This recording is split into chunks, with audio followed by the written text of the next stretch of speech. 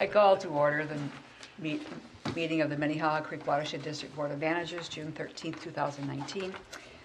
All managers are present except Manager Delegate Maxwell, designate I should say. And per Manager Miller's suggestion, Commissioner Callison. Welcome you here.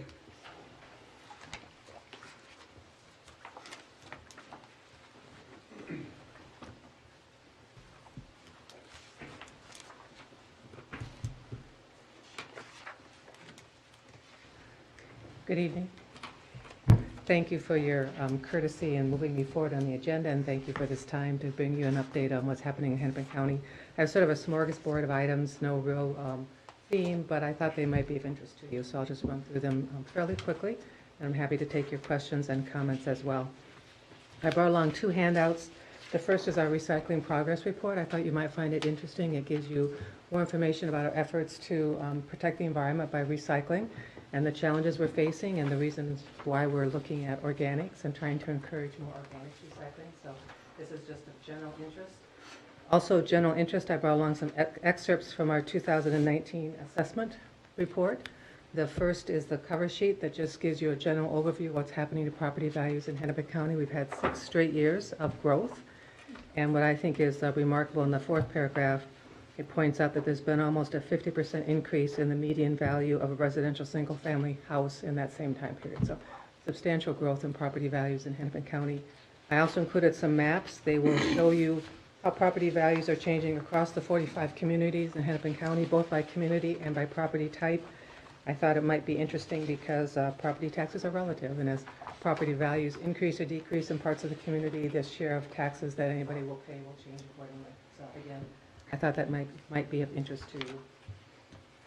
We held yesterday a public hearing on a proposal by staff to change the age at which one can buy tobacco in Hennepin County, to raise it from 18 to 21. What you should be aware of is that while it would apply in Hennepin County, we only have public health jurisdiction in this area in 5 western Hennepin County communities and the airport. So Mound, Rogers, St. Bonnie, Greenfield, Rockford, and then the airport. So it would actually affect a very small portion of the county, so it is narrower than you might perceive. It's also a little bit broader than what other communities have proposed. It would change, as I say, the age of sale. It would restrict where flavored tobaccos could be sold. It would change the price of a cigar, and it also would affect the price at which a person could sell tobacco, so you'd have to be 18 rather than 16. We'll be considering this as the county board probably in the next cycle, so the end of June.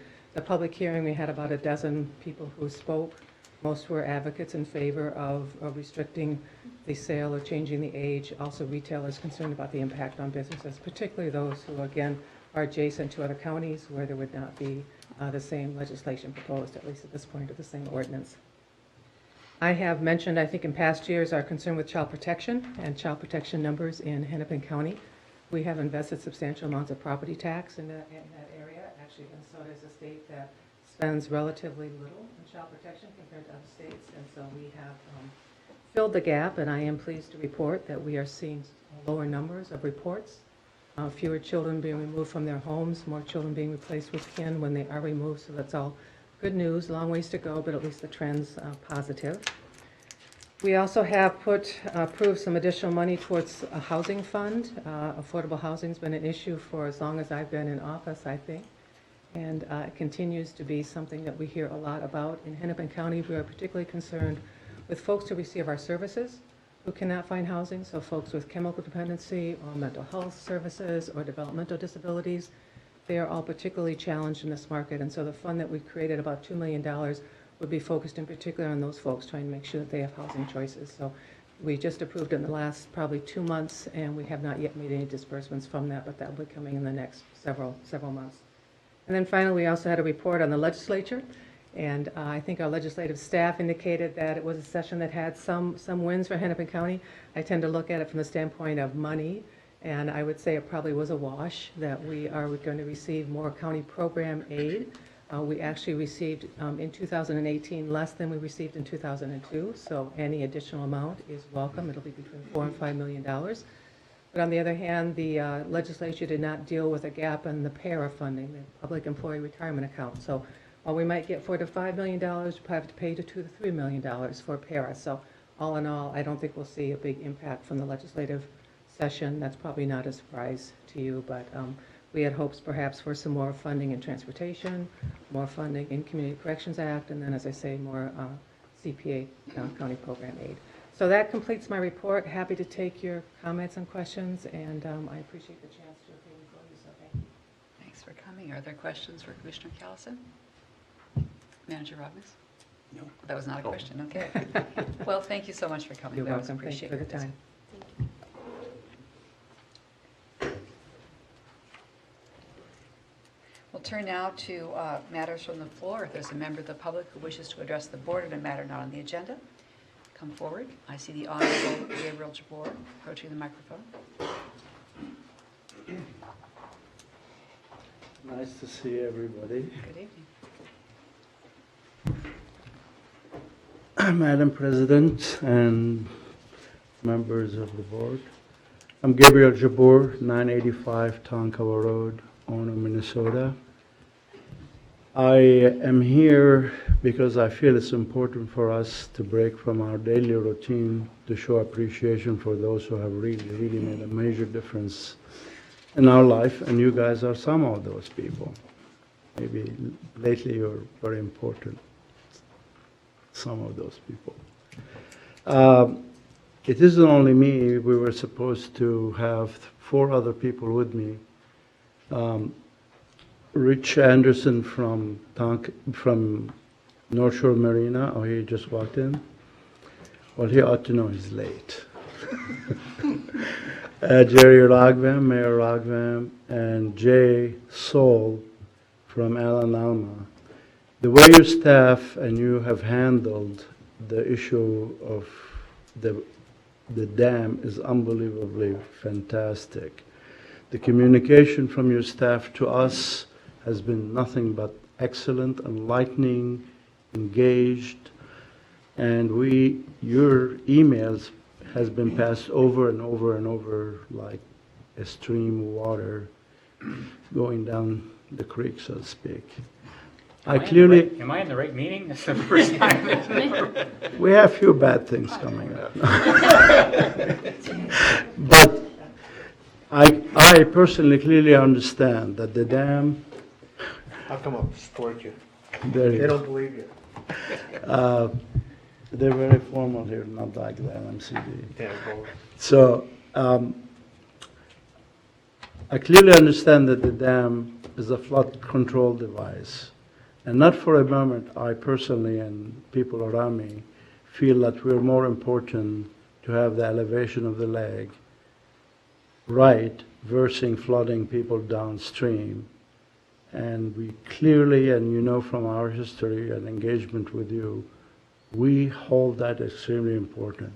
And the way you guys finessed keeping the elevation of the lake so good with the amount of rain we have received, and keeping the commerce on the lake, which is very important to a lot of people, able to be conducted, and the enjoyment of the residents of the resource instead of shutting it down as we have done in the past, is a major credit to you. On top of it, it's a pleasure to work with your staff during the time we have to open the dam and talk to them, and they are really courteous. They respect your question, they respect where you're coming from, and the result is substantially better for all of us.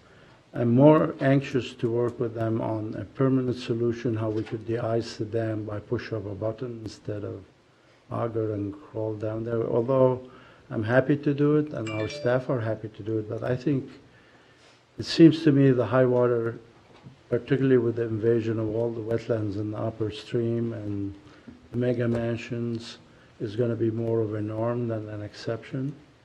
At the same time, we all remember the 86, how low it was. So I'm here just to tell you how grateful I and the people around me are to you, and particularly to staff. I know you get lots of complaints, and today you're not going to get one from us. Thank Who you. knows what's And I'm coming sure up. I speak for everyone when I say that we too are very, very happy with how well our staff have handled the dam operations and communications this year. But thank you so much for saying so. Sir, oh, Jessica, go ahead. I just want to make one quick comment that you mentioned our staff, but they've also mentioned you and put your name in the communications as being a huge help getting the dam open and always being a resource. So thank you for that and assisting the staff. They bring it up on a regular basis, so thank you for your assistance. We're extremely privileged to be able to help you, and extremely privileged to see you accept some of our ideas, where others flat out reject them right off the bat. So we feel heard, we feel appreciated, and we feel being rewarded for our work. So I just want you to know that. Thank you. Thank you. We'll ask you to start with your name and your address. Richie Anderson, I own North Shore Marina, and I have property on the lake also. And so I was just talking to Gabriel. I tweeted out a couple times, and you tweeted back, which is pretty thoughtful to say thank you. I exemplify what he's saying, because I'm going, how would you like to have that job? And I've said that for many, many, many years. I've been on the lake. We started our first business in 1976, and still going strong. Got 2 marinas, and we've seen a bunch of ebb and flow. I remember one year, a while back, lake goes down 928.6. You close the dam in November. The lake, they let the water out 928.6 at the end of August. Luckily, we got a big spring rain and it brought it back up. So the management right now is to the nines compared, you know, and I'm not throwing anybody under the bus. I would hate to have the job, but who's ever doing it right now is way tuned in to meteorology maps, going to the future, and it's a very thankless job, which I tweeted out, but I really appreciate the fact, you know, everybody wants to throw you on a bus, but let them try to do the job. They won't sleep at night. And so, you know, I just, you know, a lot of times you don't hear that. I happened to be talking to Gabe. We were talking about the same thing. He says, well, let's go let them know that we appreciate them. So that's why we're here. Thank you, Thank Mr. you. Anderson. Thank you. Super nice. Appreciate it. I hope that got recorded.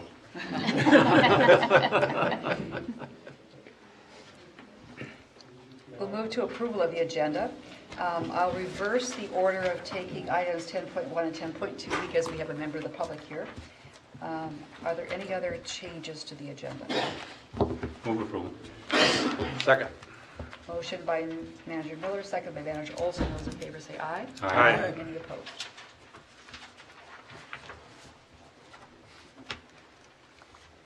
On the consent agenda, we have the approval of the minutes of the May 23rd, 2019 board meeting. Is there a motion to approve the consent agenda? Move approval. Manager Miller, is there a second? Second. Manager Rognes. Those in favor, please say aye. Aye. Let me grab my notes here for my report. They're somewhere. Well, I've attended a couple of meetings, and I want to make some liaison plans. So on the 5th of June, Manager Hedgemati had his last onboarding session. Manager Rognes and I attended also. The conversation was about dam operations, the creek, and groundwater in South Minneapolis issues. And on, I think it was the 10th, earlier this week, I attended, and as did Manager Hedgemati, the Metro Watershed Partners event titled Planning for Climate Resilience. There were presentations by staff from here, from the Park Board, and from the City of Minneapolis, and they all talked about the partnership and the layering in of the different wishes and activities that those organizations have, but really focused on that partnership and how well it works. So that was well worth attending. And then liaison appointments. As you know, these need to be, they're subject to board approval, but let me tell you all of them I have in mind. I would like to appoint Manager Hedgemati and myself to the Minneapolis and MPRB liaison position.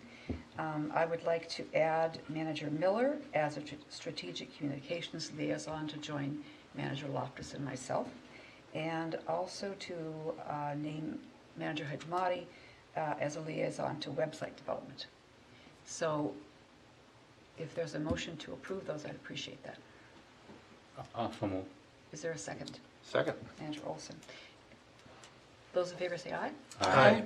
Thank you. I might as well just go straight into the CAC report.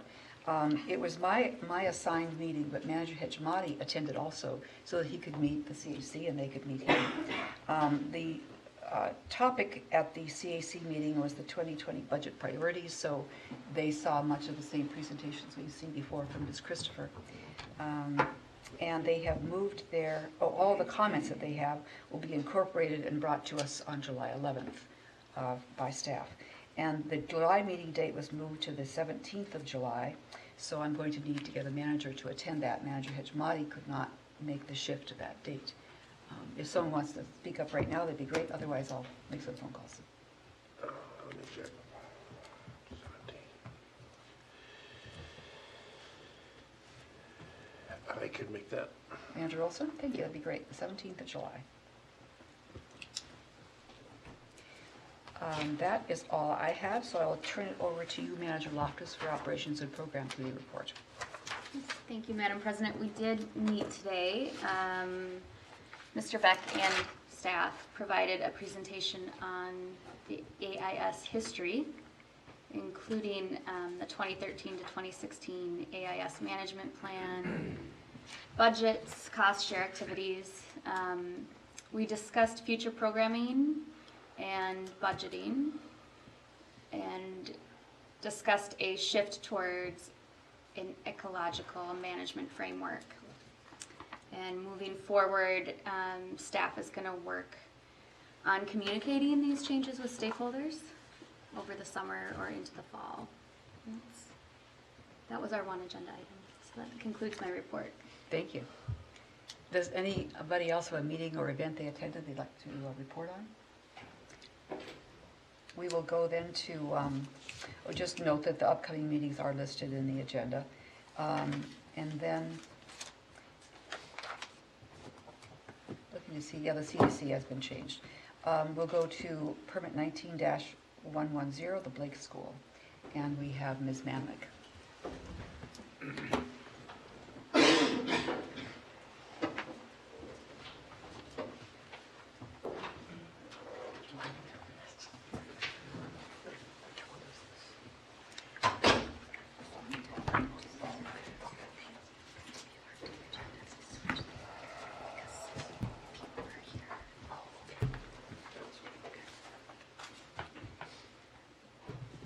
Ms. Quinn.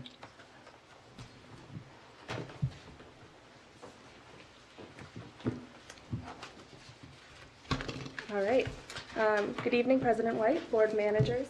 This evening, permit 19-110 is before you for consideration at the request from a member of the public.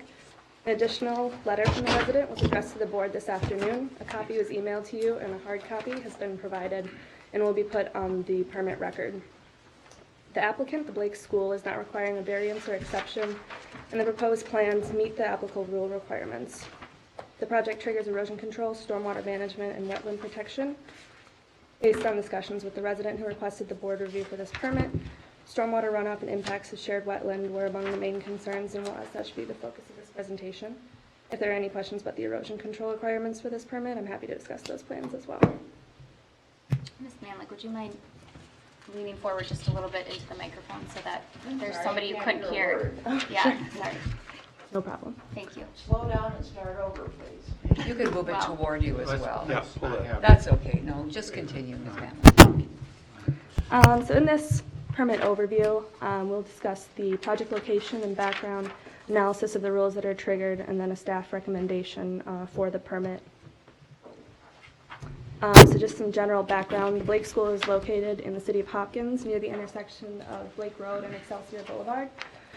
The southern border of the property is adjacent to the city of Edina, and the western border is adjacent to the 9 Mile Creek watershed district boundary.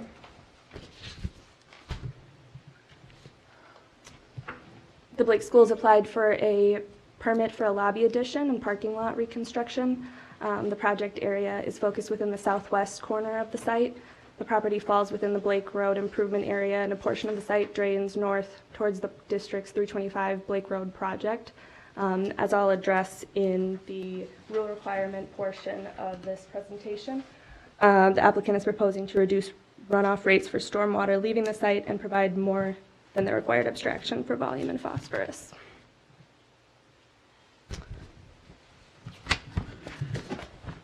So this permit application proposes the 5th of 6 total campus updates since 2015. Previous phases of campus improvements include the baseball diamonds, athletic triangle, ice arena, and dining hall. The new phase, which is highlighted in yellow, proposes a lobby addition to connect 3 separate entrances of the school and a reconstruction of the south parking lot. So moving on to the rules that are triggered by this project.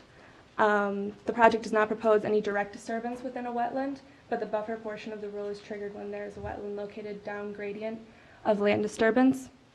One wetland located down gradient of this disturbance was not listed in NCWD's functional assessment of wetlands, but a MNRAM analysis was submitted by the applicant describing it as a managed 2 wetland, and that was agreed upon by staff. A 30-foot wetland buffer is required for managed 2 wetlands.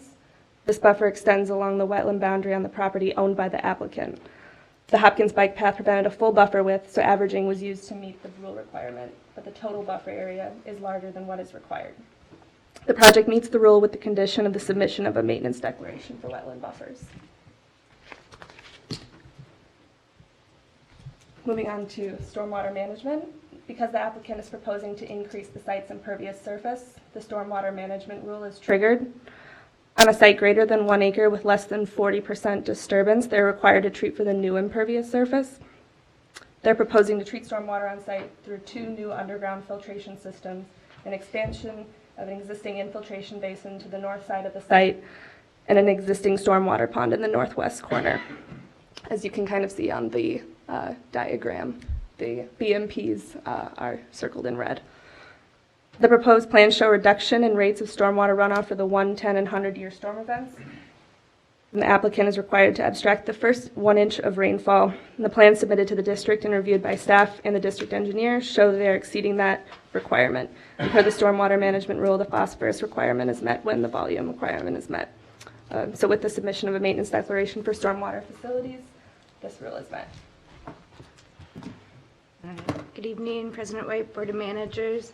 I'm going to assist Aaron here a little bit as well.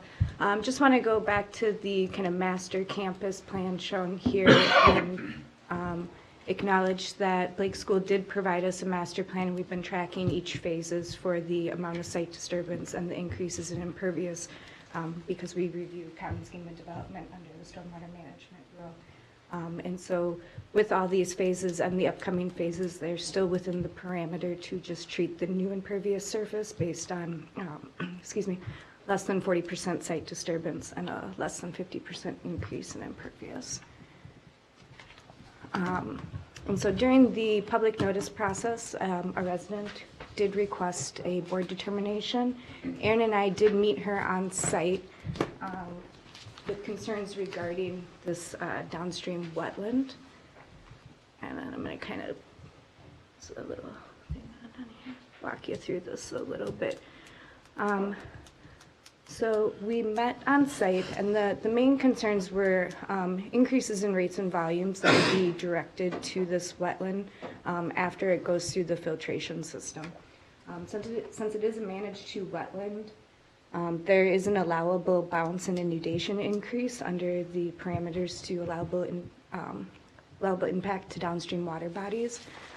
After meeting with her on site, it was kind of focused in on more and looked at, and that there are further residential properties that also border this wetland.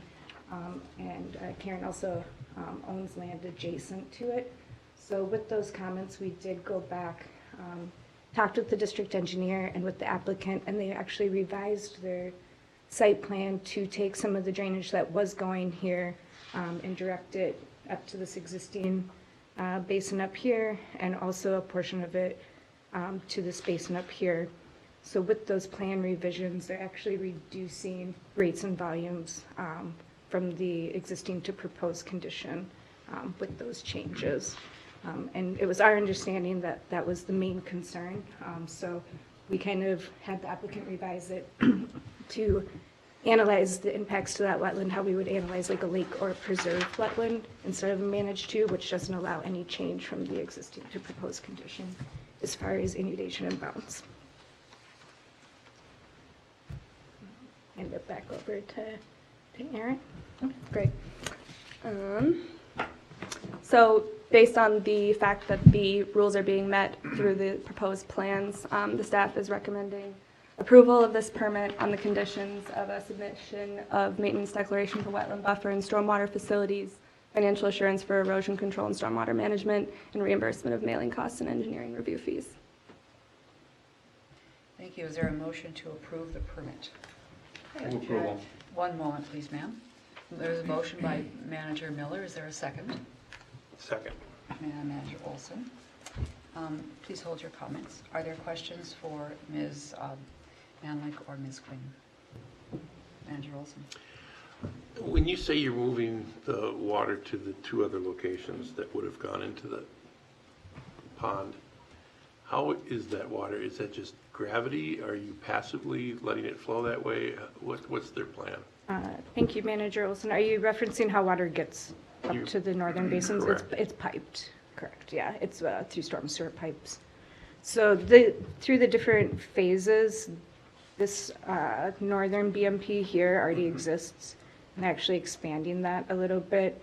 And so there is, map here.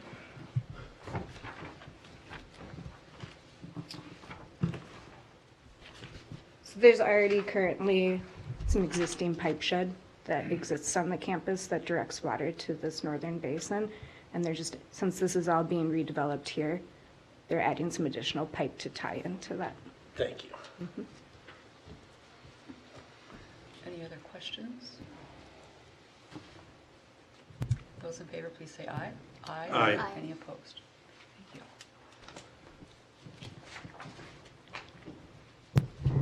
We're going to take this. I'm sorry? We're going to take this.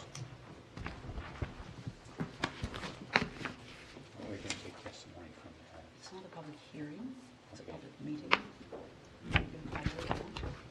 well, I think some people came here to talk about it, and I think we should, I move to reconsider so the matter's still before us.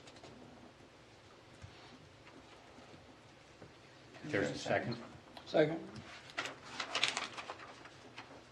Those in favor say aye. Aye. So the matter's still before us, so. It's still open. Okay. You're Ms. Lundholm? Yes, thank you. This is not a public hearing, but I invite you to have 2 minutes. Please start by stating your name and address and come forward to a microphone.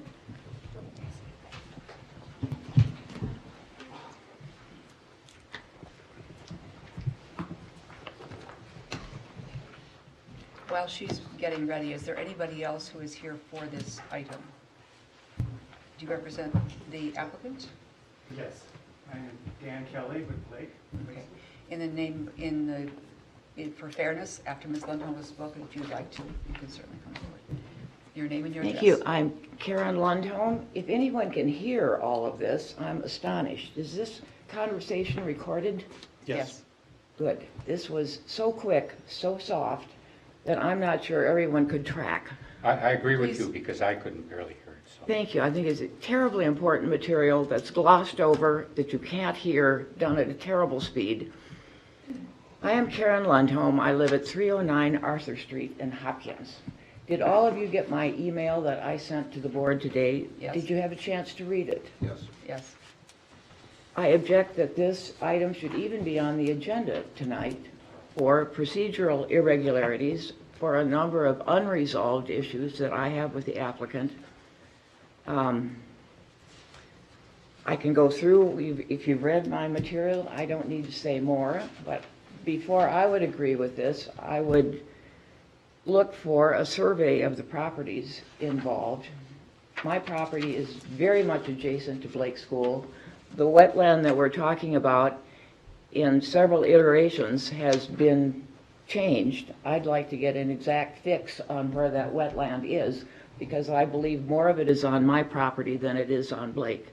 And what I think you are actually considering here tonight is a request to permit the creation of a holding tank on my property for Blake School, and I protest.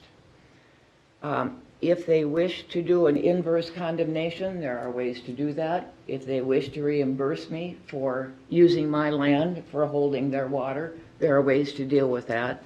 I think the discussions have not been held, are not complete. I became aware that my property was involved only by these little postcards, and learned that it was, in fact, my property being considered for the wetland on May the 16th. Blake has been at this since 2014. I am a next-door neighbor. I am well known to Blake School. I see no reason why they could not pick up the phone and tell me that they were planning this waterway that impacts my land. And I just think there are several unresolved issues, and before this goes forward, I would ask for a continuance of your vote until we settle those issues. They are all solvable. Blake has many alternatives, or at least 3 I know of, and now 4, for dealing with this stormwater discharge. All of them do not involve my property. And what I really think is that the district and Blake ought to be challenged to come up with a new way to recycle the stormwater drainage, put it back on the fields, to become a real model for conservation and water control. When I first heard of this development and the subterranean holding tanks on Little Blake School property, my ears went up and I said, what? Really? At Blake? And they said yes. And the beauty of subterranean holding tanks, think Target Field, is that not one drop of water will leave this property. Well, I expect to hold Blake to that and the district to that, not one drop of their discharge should leave their property. And it certainly should not impact mine. Thank you, Ms. Lund. I can go on, but that's what I have to say. Thank you very much. Did you wish to speak, sir? Yes, please. Should I come forward? Yes, to a microphone. And same process, if you would give your name and your address.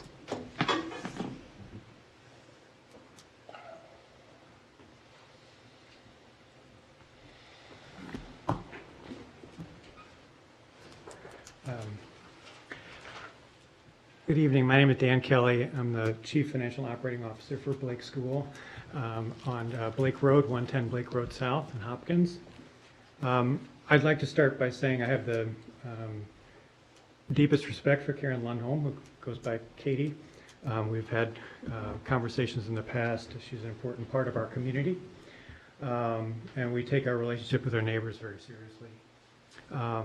There were some factual inaccuracies in some of her statements. I won't go into all of them, but the holding tanks are on our land, and they're there to help us meet watershed and other regulatory requirements.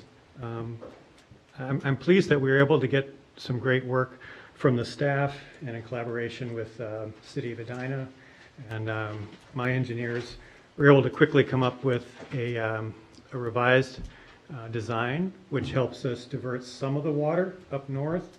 I believe Katie's comment about don't send a drop to my land. Well, currently there's a surface parking lot, and water does go into the wetland. And I'm not an engineer, but the engineers tell me it would be a bad thing for us to stop all of that water and actually reduce the water going to the wetland by a dramatic amount. So I was pleased our engineers were able to come up with that right balance and actually be delivering slightly less to the wetland at all of the relative years. I think it's a good solution. I'm glad we were able to accommodate that. And I'm also pleased that the report shows that we're in compliance with every single rule with room to spare. Thank you for your consideration. Thank you, Mr. Kelly. Is there anyone else? Managers? Move approval. The motion is on the table. All we need to do is vote. So what, we take Reconsideration. it off the table, just say, We have a motion and second before us to approve the permit. by your I by your reconsidered, motion. okay. Yeah. All right. Those in favor, please say aye. Aye. Any opposed? Thank you.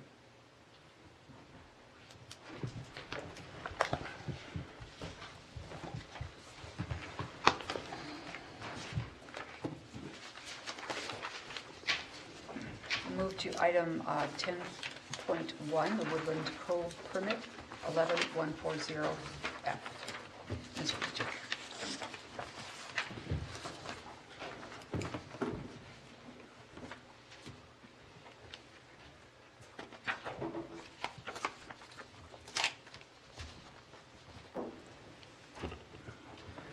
President White, managers, thank you for having me here this evening.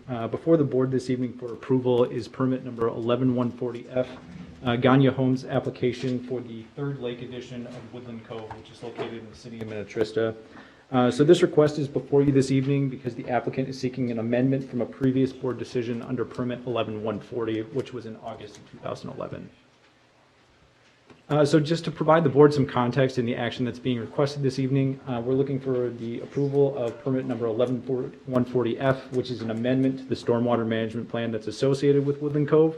The permit number is 11140. So just to point out, all of the other elements that were associated with permit 11140, meaning the erosion control and the wetland protection, are unchanged. So they still meet the original requirements the board approved in 2011, and the amended stormwater management plan currently meets district rules. So this evening, I'm going to be taking through some background with Woodland Cove, some of the original designs, and basically what that means and where the development is located. I'm going to be going through some geotechnical constraints that were identified on this particular phase, and how that influenced the applicant to come up with an alternative design, which is before you this evening. And then after that, we'll be talking about stormwater rule conformance. So it'll be a comparison of what the board approved in 2011, our current rules now, and basically where the proposal stands in comparison with those two different metrics. And then finally, we'll be concluding with the staff recommendation this evening. So just to provide some context, the project is located in the upper watershed, so the southwest side of Halstead Bay in the city of Minnetrista. So the development is 490 acres in size and approximately 1,071 units. Excuse me. And that was approved in August of 2011. So at the time of the approval, it was known that the overall development would be done in discrete phases, and that those phases would be submitted to the district over a period of 10 to 12 years. So that's exactly what's happened since that time, and basically each discrete phase is compared to the overall approval that the board made in August of 2011, and we're reviewing for conformance with the standards that the board approved in 2011. So just a couple notable features here before I get into the phasing. This line represents the north-south drainage divide.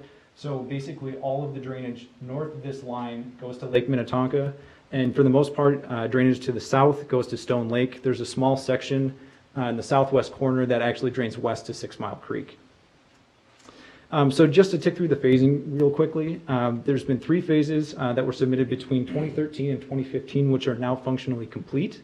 There are 2 phases that are under construction right now, Phase D and Phase E, and those were submitted between 2016 and 2017. And then finally, we're looking at Phase F now, which Ganya Homes is bringing forward this evening. And then there are also 3 additional phases. So the portion at the south is actually going to be 2 separate phases, the one north of it. So those are the 3 phases that have still yet to be built. So those are unplatted as of right now.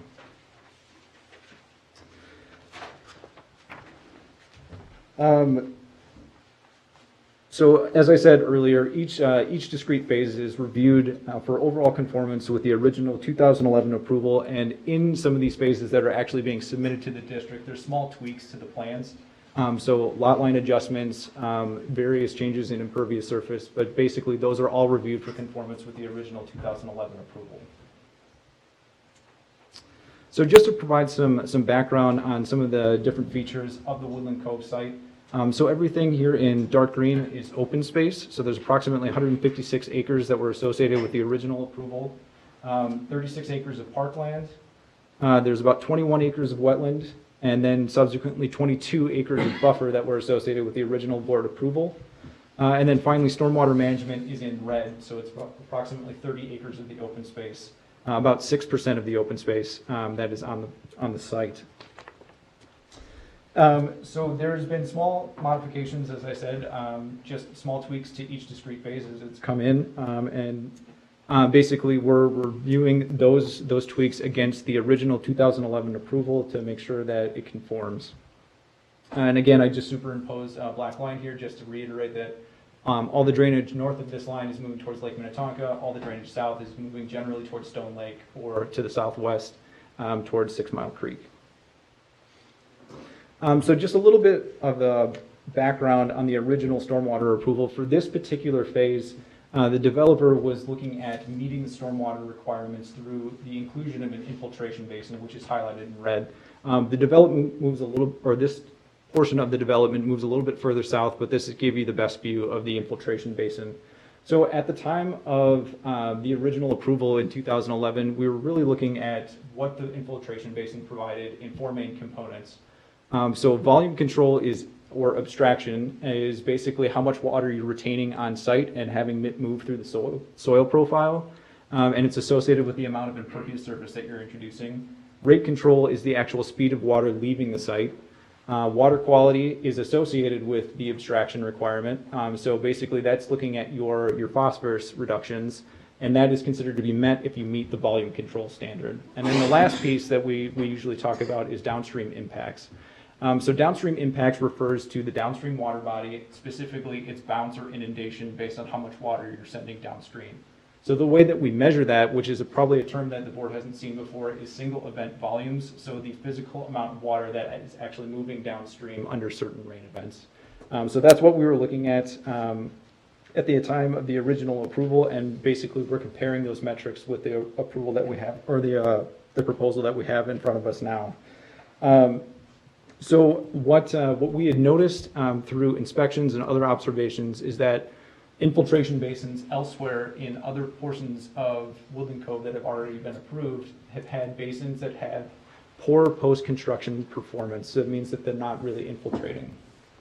So based on those observations, I prompted the applicant to do additional geotechnical testing at the front end of their permit application to make sure that if they designed this and built it, it was going to work on the back end. So from that geotechnical testing, what we found was clay till soils and a seasonally high groundwater table. And basically both of these features prohibit infiltration. And using that information, basically the applicant and the district engineer both agreed that infiltration was not possible at this site, so there had to be an alternative practice that was going to be proposed to meet the original approval that the board outlined in 2011.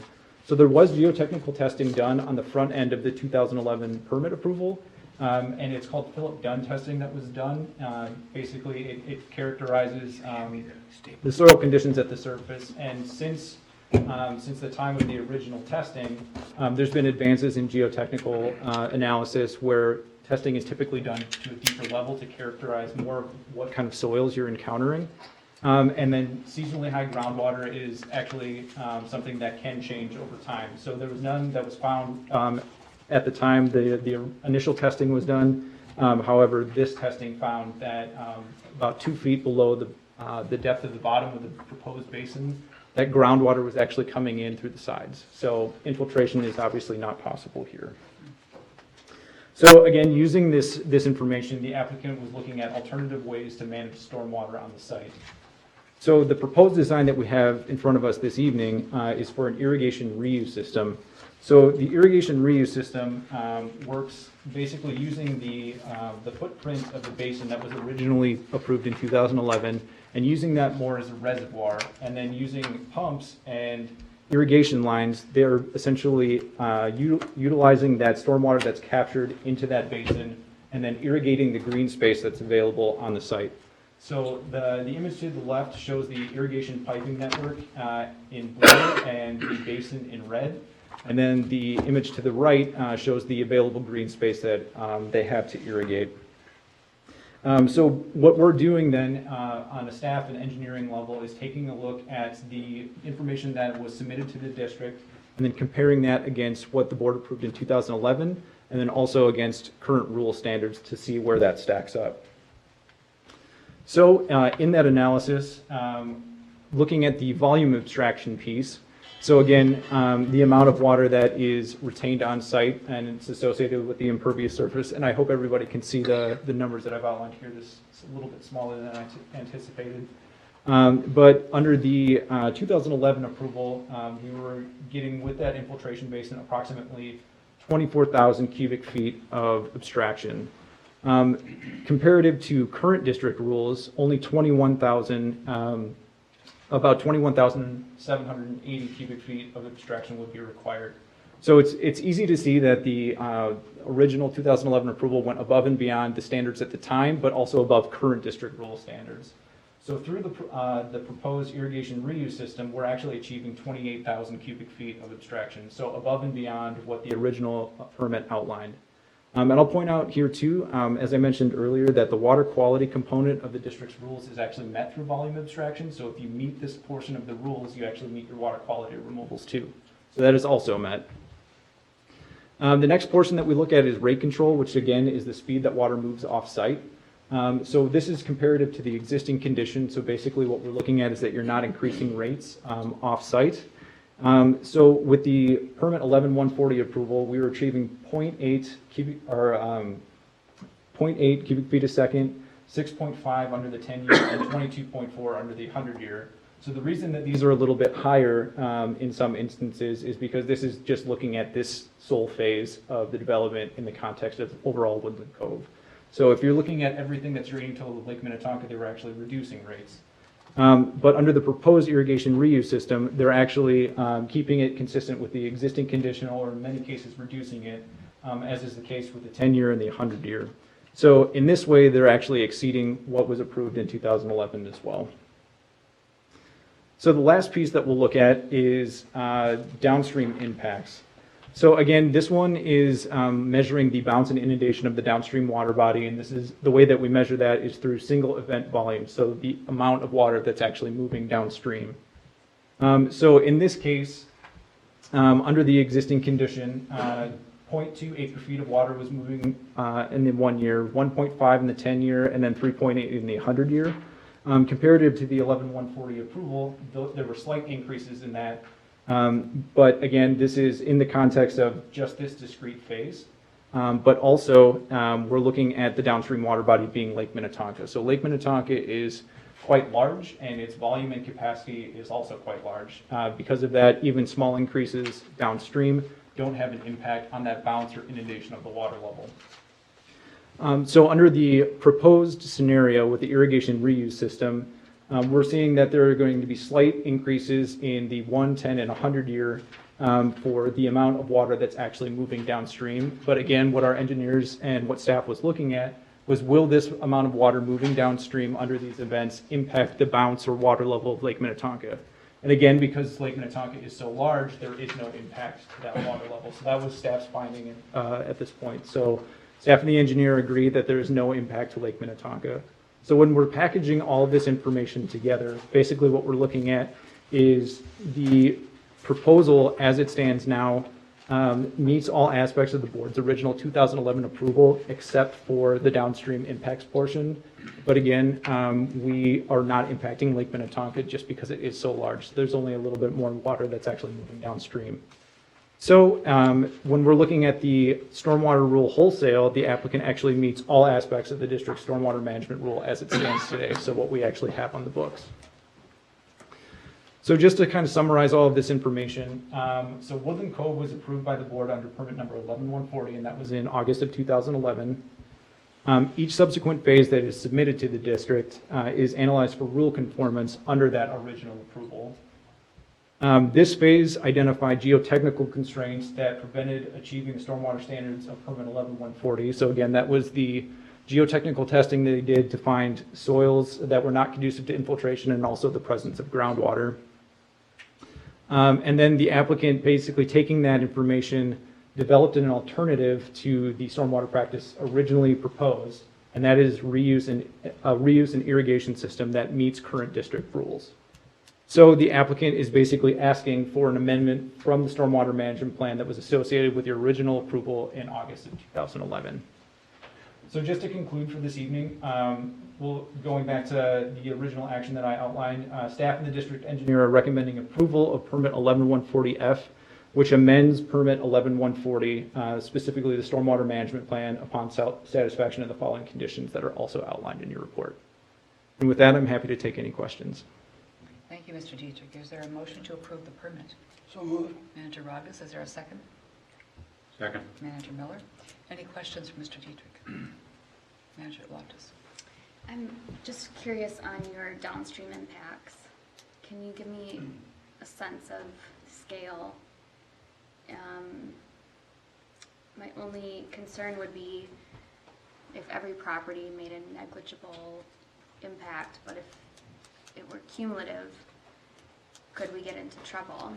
So I don't, the 0.5 and the 0.2, I can't visualize what that means and if there were a feasible way to mitigate that or not, or is it that de minimis, it just is insignificant? Sure, Manager Loftus, that's a great question, and Todd, you can correct me if I'm wrong here, but I believe that Lake Minnetonka has a 15,000 acre-foot capacity. I could be wrong on that. So it's 15,000 acre-feet comparative to the half acre-foot increase under the 100-year conditions. So negligible in terms of a percentage. If anybody was increasing the single event volumes that we're talking about under downstream water body impacts, basically we're looking at that through our rules process and our regulatory process. So if that is the case, then it would be before you just to take a look at it.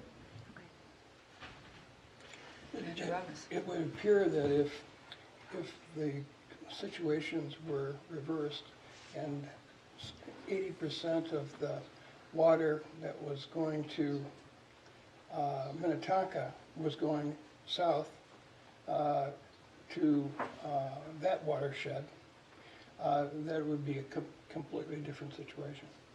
Manager Ragnus, that's correct. So if basically when we're looking at downstream impacts, it depends on the capacity of the water body that you're directing it to. And again, it has everything to do with Lake Minnetonka being so large and having such a large capacity. So the increases that we're talking about have a negligible impact. If it was a much smaller water body, it could have a more substantial impact. I'd like to thank you for a very clear and concise presentation of a fairly complex. Thank you. You're welcome. I have a question about the original permit. The applicant chose to set standards that were higher than required.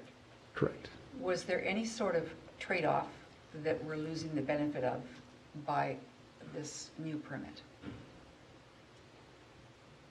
President White, I just want to make sure that I understand your question correctly. Are you asking if we were trading anything off in specific regards to stormwater, or if there was any trade-off comparatively across? Any trade-off at all? It was a wide open question. Manager Olson, do you want to answer? For example, to solve this problem, we're going to overcompensate over here, which that's, I think, what her question refers to. Yeah. Were there any other circumstances? Basically, the standards at the time dictated a certain amount of treatment that was on site, and one thing that was changing on the horizon was that the applicant knew that the district was going to be updating their stormwater management rules. So in that pursuit, they were over-designing to attempt to meet the current district standards, but actually exceeded those. So that was the reasoning that they were designing some of these basins larger, and then they also wanted to have a cohesive development that actually had a net benefit in terms of resource impact. Thank you. Manager Olson. My only question is, what about below the line, heading toward Stone? It's a great question, Manager Wilson. So basically, we're looking at each individual phase, and we're looking at how this kind of impacts everything. So to date, we've met with the developer discussing potential options. You know, if there is if it looks like their basins are not functioning long term, and we're basically having those conversations independent of each other. So the phase that's before you is able to meet all of district rules, but we've met with the developer and their engineers talking about options that might be available. And at this point, it looks like there are some that are available to us, and we're pursuing those right now, fact-checking them and making sure that, all of those requirements would also subsequently be met. Thank you. Are there any other questions for Mr. Dietrich? Did you have a comment, Mr. Horton? Madam Chair, I just wanted to note, I do believe the developer is present, if you wish to hear from them. Thank you. Does the developer's representative wish to speak? He said no. Thank you. And because this is a permit, it's not an amendment, we just can move the permit, and that's sufficient. Any other questions? Manager Hajmadi. Just a comment that I appreciate how diligent you've been in making sure that the water is taken care of for the sake of your children and my children and our grandchildren. Thank you. Are we ready to vote? All those in favor, please say aye. Aye. Any opposed? Thank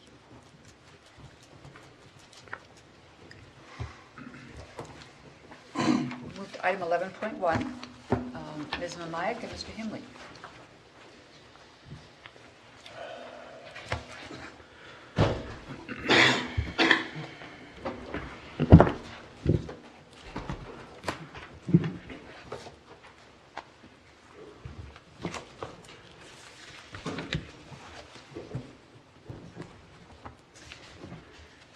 President White, managers, we're here tonight to request authorization to execute a contract for the Strategic Communications and Engagement Plan consultant. With me tonight is the recommended consultant, John Himley from Himley LLC, and he will make some comments later on in the presentation. And welcome, John, tonight.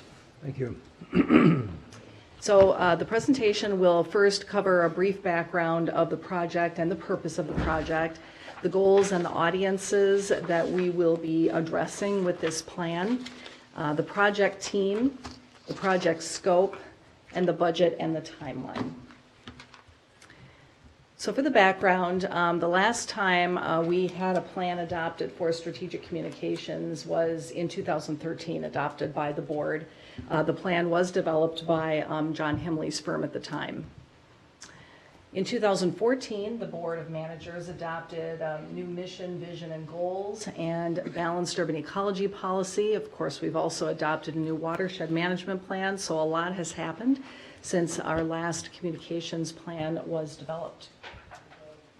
In 2017, the board adopted a strategic action plan which identified two main priorities for the district: building high-impact capital projects, as well as integrating land use and water planning, and directed the Education Communications Program to support those priorities and also to examine how to resource baseline functions. In 2018, staff has been busy realigning, and not only staff time, but as well as resources. We've been creating project teams around the different capital improvement projects and drafting outreach plans, programming, and signage plans. However, one thing that's lacking is an organizational plan to tie all of these individual plans together so they're cohesive and they make sense and they talk to each other and are all aimed at the same goals. So fast forward to this year, 2019, we embarked on a request for proposals process to solicit proposals from strategic communications consultants. We went through a pretty rigorous process in developing that RFP. We collected other examples of RFPs for similar projects. We had exploratory conversations with firms that have develop these RFPs, as well as vendors who do this type of work so that we could craft an effective RFP. We developed draft goals that were reviewed internally as well as by the Planning and Policy Committee and the CAC. And then the draft RFP that we developed was reviewed by peer organizations, the district administrator and the leadership team, and then was approved by the board in March of this year. So we released the RFP and received 7 responses, and we formed an interdepartmental and interdisciplinary team to do the interviews. We selected 4 firms to interview, And the people on the review team represented different departments here at the district, education communications, as well as our administrator was on the panel. Becky Christopher was on the panel, as well as one of our project managers, Anna Brown. Manager Miller was our liaison for President White, and Manager Loftus, who were unable to attend that day. And our district counsel, Lewis Smith, also was on the panel, in addition to Mr. Himley. So Mr. Himley did not submit an RFP. Based on his long experience with the district, really welcomed his perspective in the interview process. So unfortunately, at the time, it was disappointing, but we did not select anyone from that interview process. It really was an illuminating process to go through the course of the interviews, as well as our discussions internally. We realized that the RFP wasn't really getting at or designed to solve the problem at hand. And the problem at hand, or the opportunity really, is change management. Managing change externally among our stakeholders, as well as internally, to allow us to implement the changes that we need to be successful. So throughout that conversation, we approached Mr. Himley to see if he would be interested in helping us with this project. And so we are here before you tonight with this proposed contract. There are many reasons why we approached Mr. Himley on this. Number one, his deep understanding of the watershed district. He's done multiple projects for us, the last strategic communications plan, our 2015 public opinion survey. He assisted in guiding the Board of Managers in the mission, vision, goals exercise, among many other projects over the years. He also has deep public sector expertise and can provide us much experienced guidance on doing our outreach with our target audiences, which are those elected officials and our land use community. So we consider him uniquely qualified for this project. So the purpose of the project is a facilitation of internal and external change management through the vehicle of a strategic communications and education plan. This change management process will be twofold: internal, aligning staff support with our strategic priorities and our district goals, and then externally, identifying those effective outreach strategies to our target audiences so we can reach our goals. The plan will also ensure consistent messaging that aligns with our strategic priorities and our organizational goals, and also will provide a mechanism to determine if outcomes have been achieved by giving us those measurable objectives to measure our outcomes against. So just a quick review of our draft goals. First of all, that we have the support and the assistance of local and state officials for our major capital initiatives. We have the support and cooperation of local government officials and developers for early coordination on land use change. That we receive more funding and leveraging more partnerships, contributions for our capital projects, operations, and programs. Our responsive program has the support of key stakeholders across the district, especially those in non-focal geographies. And lastly, that we're perceived by our key stakeholders and the general public as a credible, transparent, and responsive agency that adds values in our community. So we've identified in the scope two audience categories. So our primary group, our tier one group, are those government officials. Those are elected, appointed officials, as well as key staff at government agencies. There's the land use community, including real estate developers and others who impact land use in the area. And then, of course, internally, the board, the CAC, and staff, as well as our consultants, to ensure that we're all on the same page, that we're all marching to that same drummer toward our goals. And then our tier two or secondary audiences are the property owners, the interested public, the general public who come to us for information, who need a permit from us, who want to go paddling the creek, many who are interested in doing improvements on their property for water quality, and others. So those are audiences that are going to be addressed by our website, for example. So this information and exercise will inform our website redesign as well. The project team consists of the project manager, myself, with support from EdCom staff, a steering group with liaisons President White and Manager Loftus, and now Manager Miller as well, the district administrator and the leadership team, and then our strategic advisors, including our district council. Our consultant recommended is John Himley, and then we'll have support from select program managers and planner project managers who've worked closely with our education communications team on projects. So they have the most direct knowledge of how we work and have ideas of how we can improve. So this will be a parallel process. Again, it's an audience assessment looking at how our audiences perceive us so that we can identify effective strategies to reach them and persuade them to work with us. And then an outreach assessment. How are we doing as a district in reaching out to our core audiences? And the result will be a plan for implementation of these strategies that are identified in the plan. So there are 5 phases of the scope. Discovery is really finding out, kind of aggregating, what do we already know about our audiences and what do we already know about our outreach. So our audiences will look at, what are their perceptions, who are friendly to us, who do we have challenges with, where are there areas where we really don't know, and to flag what we do and don't know. And then with our internal process, looking at our outreach, we're going to assess what's working, what isn't, why, what are the gaps, and come up with some ideas about how we can maybe fill those gaps, either with skills or structure changes. Then we're going to do the research phase, and that's where we find out what we don't know. And we're going to identify people to interview, to survey, do some focus groups. That discovery phase is going to really develop that plan of how we're going to do the research phase.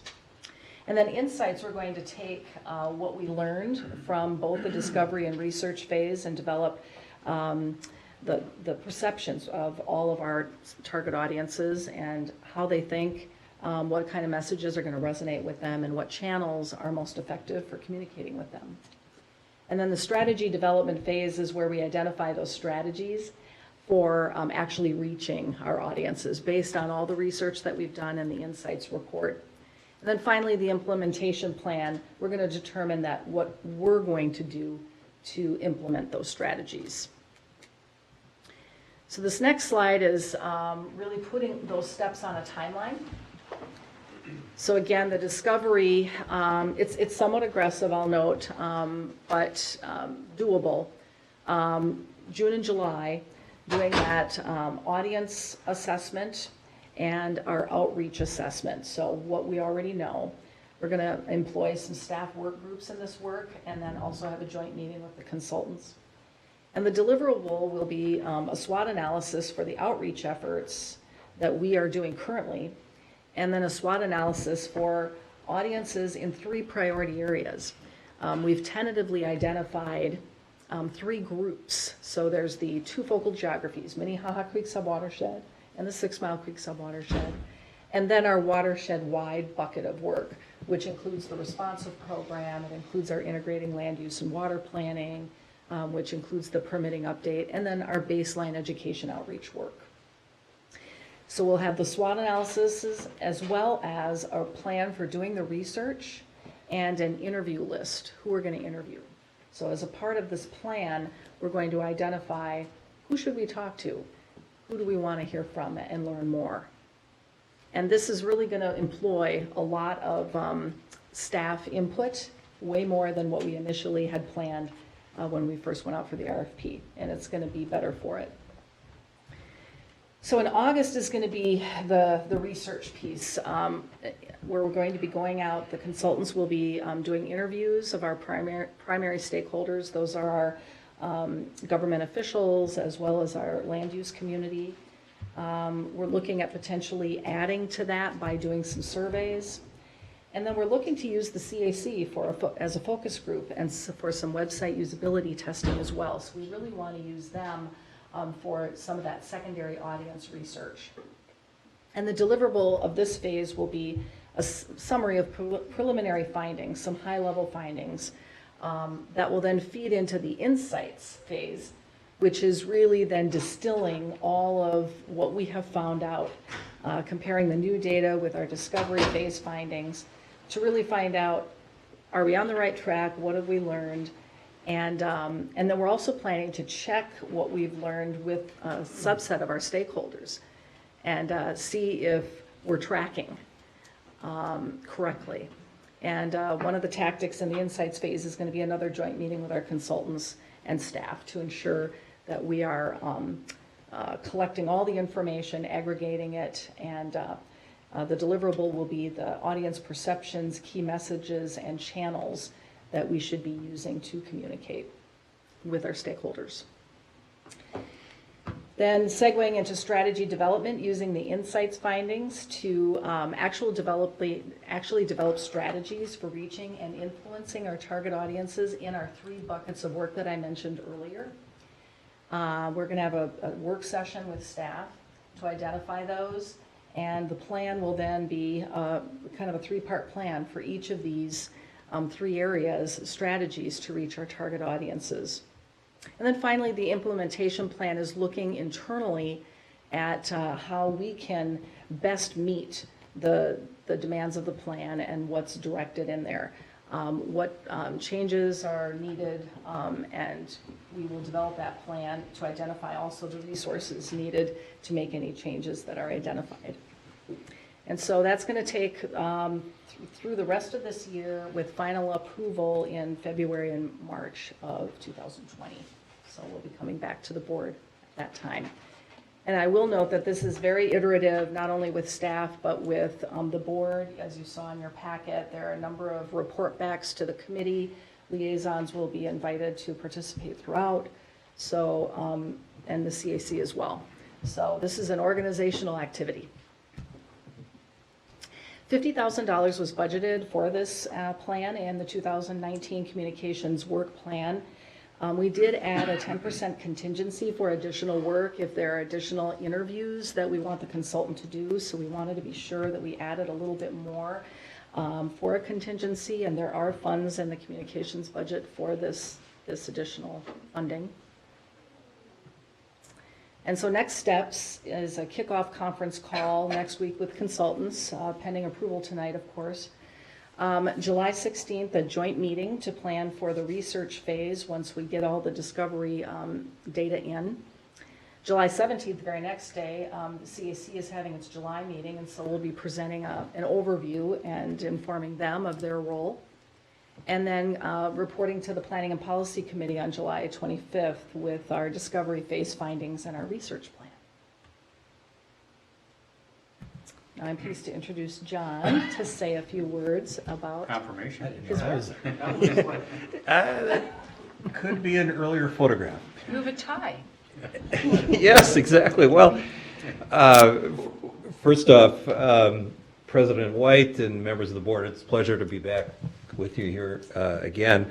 I must tell you, having served 10 years in the Minnesota legislature in the 1980s and 8 or 9 years after that on the Metropolitan Airports Commission, I don't recall ever having members of the public come in and give us the kind of comments that you heard at the beginning of the meeting tonight. So I kind of smiled because I just simply could not remember that happening in my public service career. But kudos to you for that. Let me, just by a quick way of background, for those of you that don't know me, as I mentioned, I've had the pleasure of spending quite a bit of time in the public sector. But in addition to that, I started a firm way back in 1982 when I was 20-some years old. It became Himley Horner, and we operated together as Himley Horner for 21 years. And then my former business partner, Tom Horner, decided in 2010 to try politics a little bit as a candidate, although he had prior public experience as well as a press secretary and then later chief of staff to Senator Dernberger out in Washington. When we bought out his remaining shares, we rebranded as Himley Rapid Company, and then I decided in 2017 that after 35 years of leading a firm and staff and all the other things that are going on, that I was ready to change it up a little bit, and so I sold out my interest to my business partner and formed Himley LLC simply because I'm just not wired yet for retirement.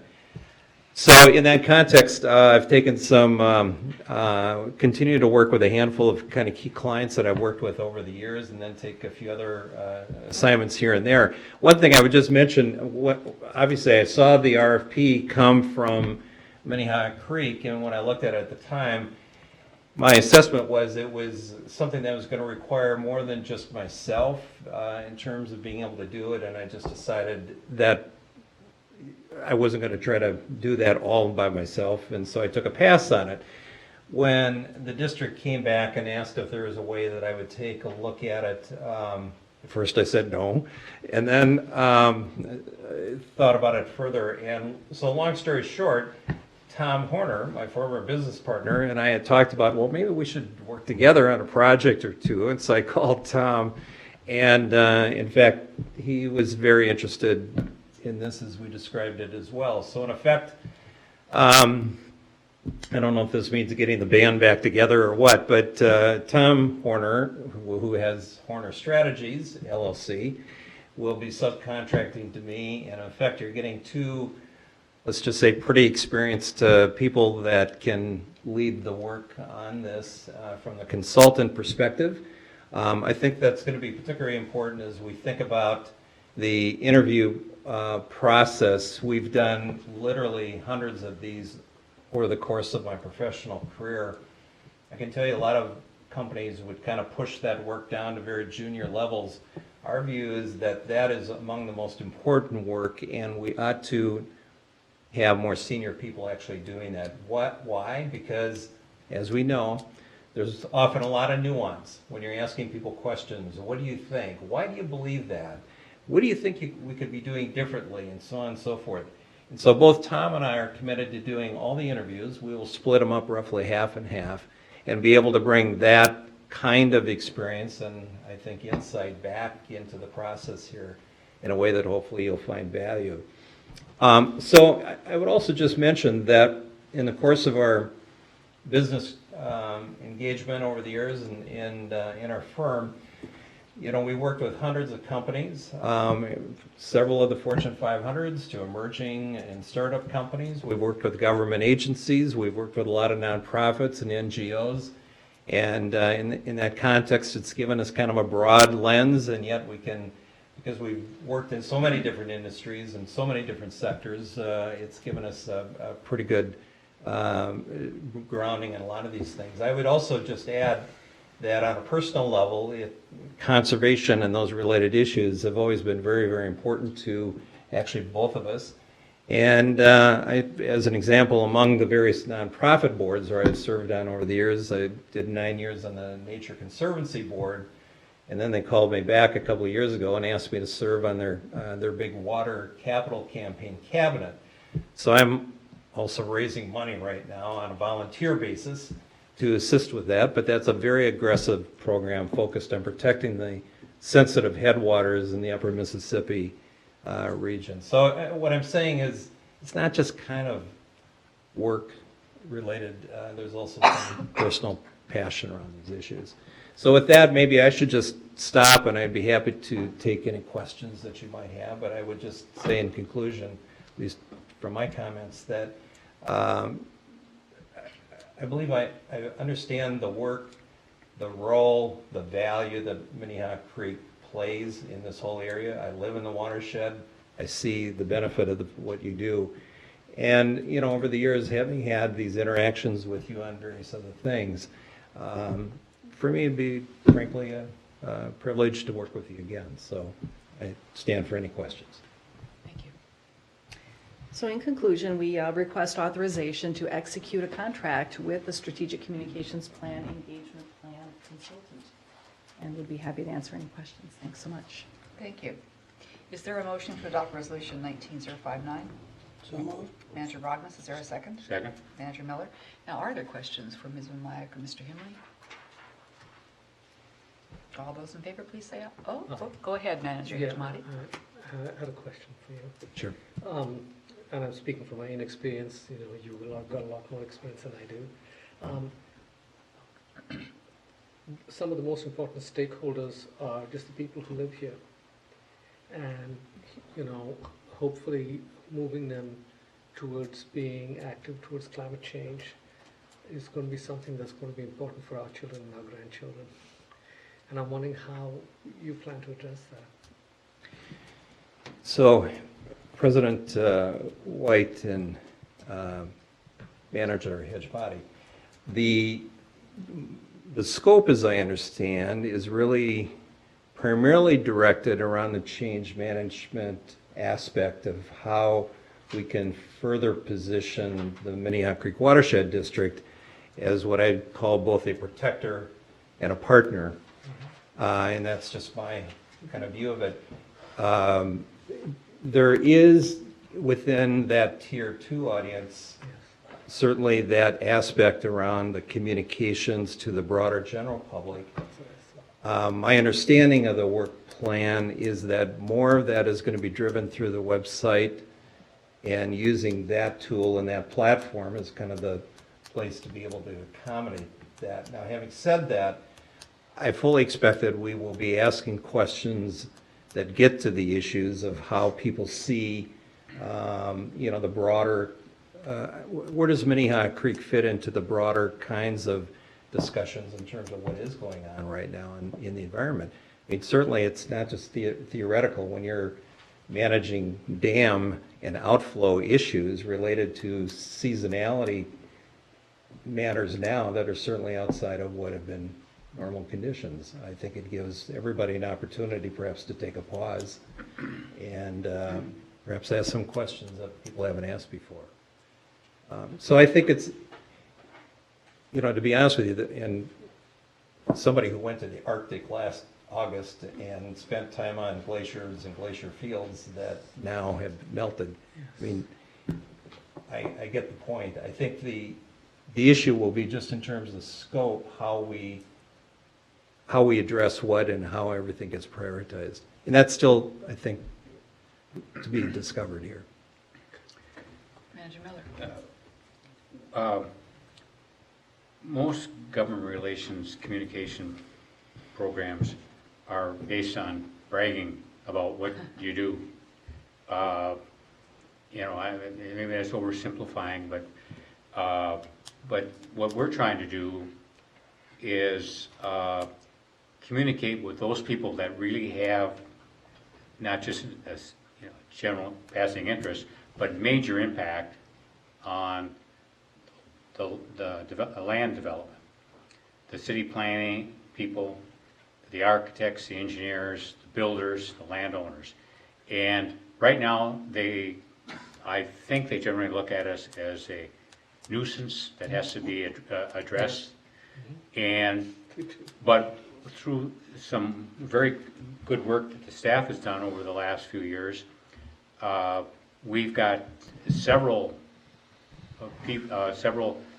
nonprofits, private corporations, and developers that look at us as a major resource, not only to make their project successful, but more valuable by integrating the improvement of the natural resources as well as the built environment.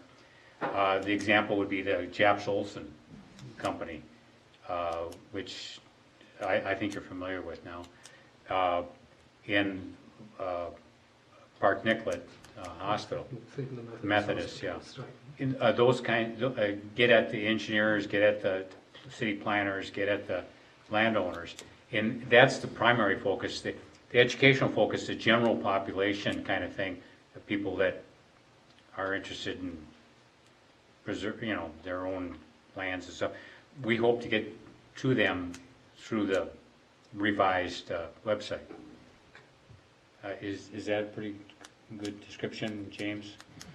Yeah, I think that's right on the money. I think the purpose of bringing on Himley LLC is really targeted at our key demographic that we outlined through the strategic plan of wanting to pivot our education and communications to really selling our value proposition to the land use community, to policy level, staff level, and then private sector.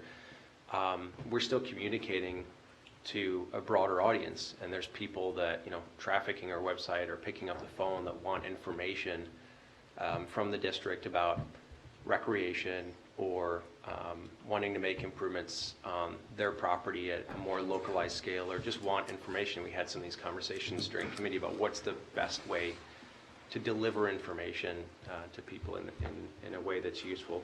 And so the website vendor staff and the Citizens Advisory Committee are the ones that are going to be doing the work on drawing insights from how to communicate to that group. What's the type of information that is most valuable to them?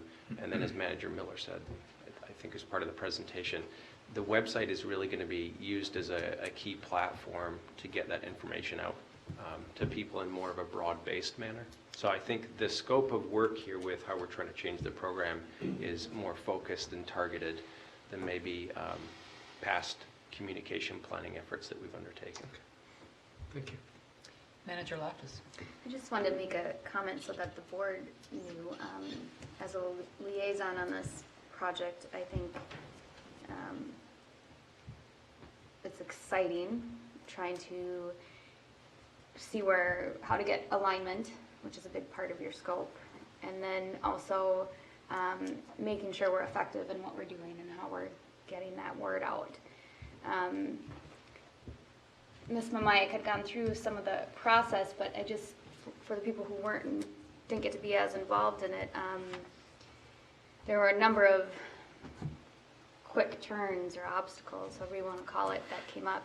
And I think, thank you for being flexible and open and embracing some of the change and really kind of changing the scope based on some things, like you said. I think some of them were unfortunate, but you looked at it as an opportunity. And change management isn't easy, but I appreciate what you've done to get us to this point, and I'm excited to see the results. So I support this contract and where the project's going. As one of your liaisons, there's two others. Thank you. Any other comments or questions? Those in favor, please say aye. Aye. Any opposed? Thank you. We'll see more of Thank you you. all. Thank you.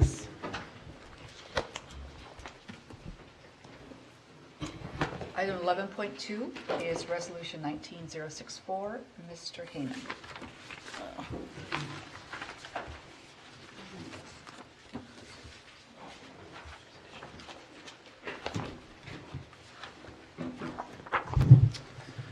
Good evening, Chair White, managers. I'm before you this evening regarding more of a procedural element, and that is Resolution 19064, authorization to distribute the 2020 CIP for annual review and comment. As you're aware, we revise our CIP annually and distribute that to our counties and cities. And we do our revisions based on an analysis of any projects that we've identified in our water resource management plan, any projects we've identified through our partnerships with others that sort of are appearing based on opportunity with the land use changes that are occurring, any shifts in our priorities that we've identified internally, and then also based on staffing and capacity, resources, budgets, things of that nature. Given how recent our water resource management plan adoption occurred, we're going to again send out the full table, which is what you have in your packet this evening. And that will be updated to reflect, or has been updated to reflect, budget numbers as closely as possible based on what we've completed as well as what we're projecting through the 2020 budget. We also use the CIP distribution as an opportunity to sort of solicit or communicate to our communities our implementation approach and request that they provide the feedback that we're looking for through our responsive model, that opportunity-based model that we're hoping to further align our CIP and our efforts with our communities. And so we always structure the letter in a way that introduces the CIP in a manner that reminds them why they're getting it, and then highlight our strategy and our approach, that we're sort of a two-track strategic approach that is to implement high-impact capital projects while also looking to shift the paradigm that is the land use water planning gap that presently exists through innovative policy or other partnership elements. And so we will touch on the focal geography or the focal geographic nature of our CIP while also requesting that they respond with any opportunities for future years, knowing that we would like to align their CIPs and their planning efforts with ours. And so that's sort of the structure of the letter that we typically send out every year, is a cover letter with the CIP. If the board has any specific insights or any additional elements they would like included in that, we're happy to take those comments. You do have the table in front of you, and I'd be happy to answer any questions. It's something we've gone over a couple times, but otherwise, with that, seeking authorization to distribute that for review and comment. Thank you, Mr. Heyman. Is there a motion to adopt Resolution 19064? So moved. Manager Olson, is there a second? Second. Manager Pejmani. Any questions for Mr. Heyman? Those in favor, please say aye. Aye. Any opposed? Thank you. Thank you. Item 11.3, Resolution 19054. Ms. Reynolds.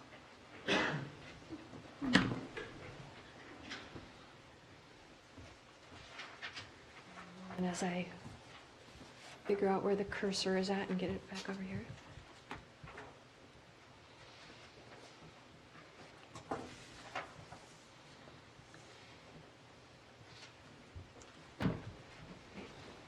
Madam President, managers, tonight I am in front of you requesting authorization to release a RFP for accounting services.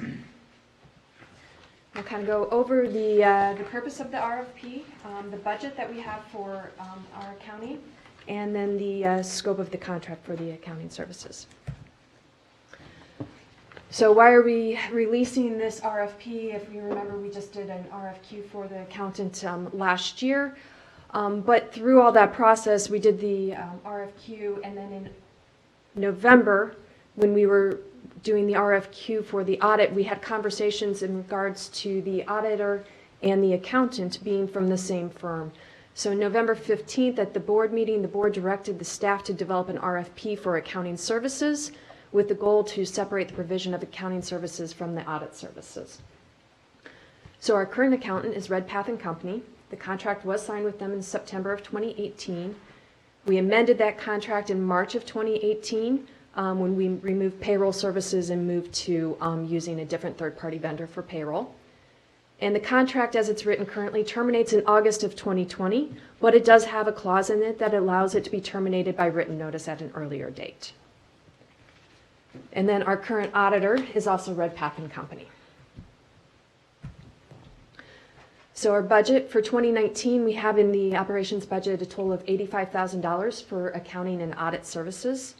To date, we've spent just under $50,000. $27,000 of that was for the audit.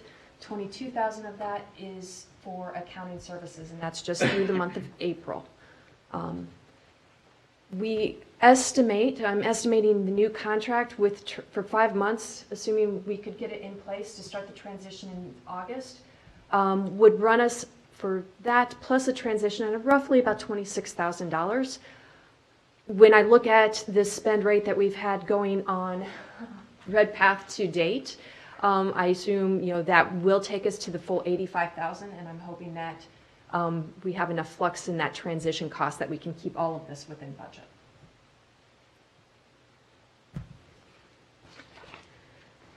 The scope of services that we have for the contract, we have a more detailed table within your RVA, but I just kind of put up here the overarching tasks. So the monthly and quarterly reporting, most of that is included in the current contract.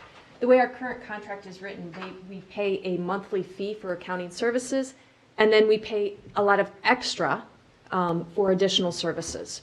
And those additional services is why for the month of May, the invoice you'll see later this month, we have a $2,900 monthly fee, but the total bill for the month of May is $3,900. So we get billed for a lot of extras, which is why I can't manage that budget to tell you, yes, I know I'm going to be within the 85, the 85,000 there. So monthly and quarterly reporting, most of that is included in the monthly base under the current contract. With the new contract, we're adding those same items, plus we're including in there some grant reporting. Right now, our accountant, in the way we're doing our accounting, we don't have any grant reporting or accounting being done by our accountant or in our accounting system. So what I'm wanting to do is to bring that into the accounting system so it alleviates the responsibility on the program managers to try and track their grant accounting throughout the year. And then at the end of the year with the work papers and the reporting that they have to do to Bowser for most of the grants, but on the grants. So I want to bring that into the scope of the contract.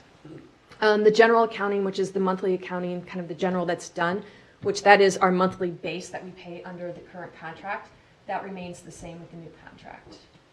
Annual reporting, most of those reports that are kind of included in the scope of the new contract are currently done by RedPath, but they're done at the additional charge. That's what's racking up my monthly bills to this, what I'm talking about for the additional $1,000 for the month of May. So what I'm doing is encompassing all of that in and asking them to include all of those kinds of things in their monthly fee and average that out over the course of the year of the new contract. Audit preparation. Right now, the RedPath does some audit preparation work, and it's all done at an additional cost.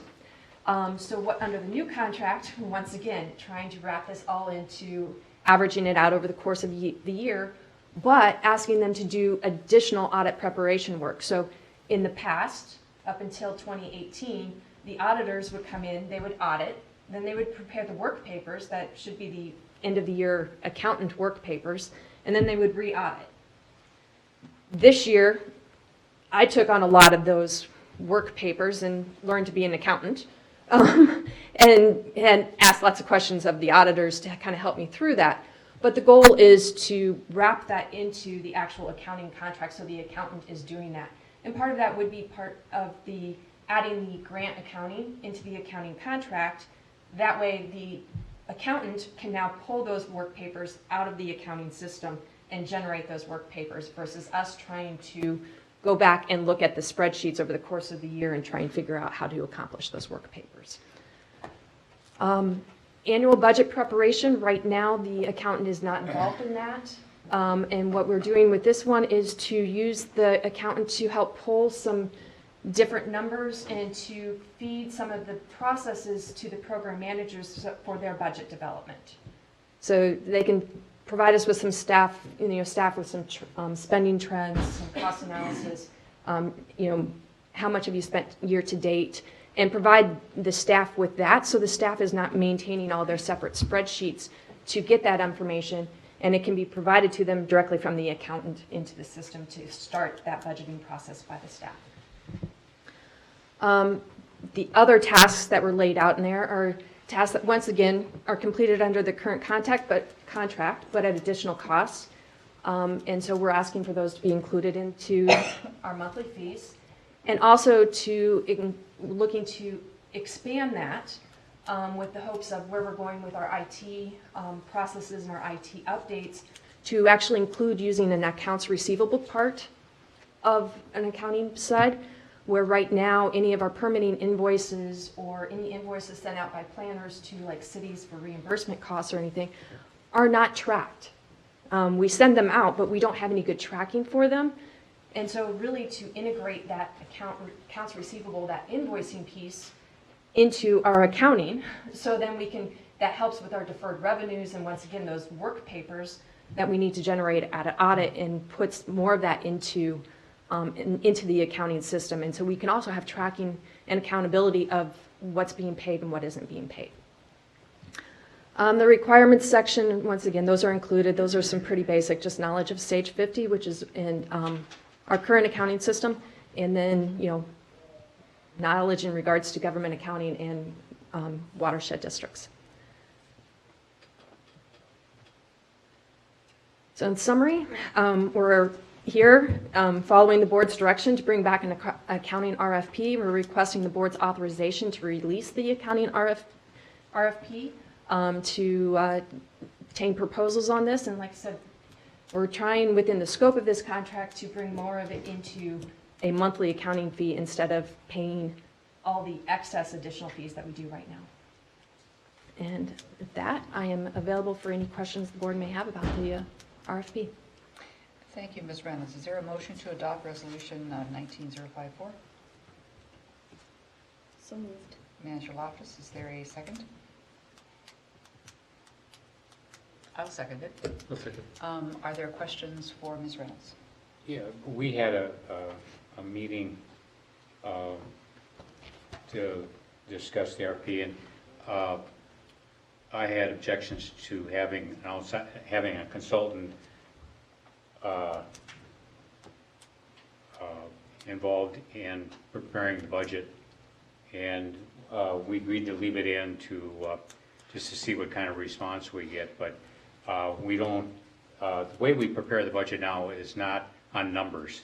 It's program, policy, project driven by the board, and we put the numbers in to support those.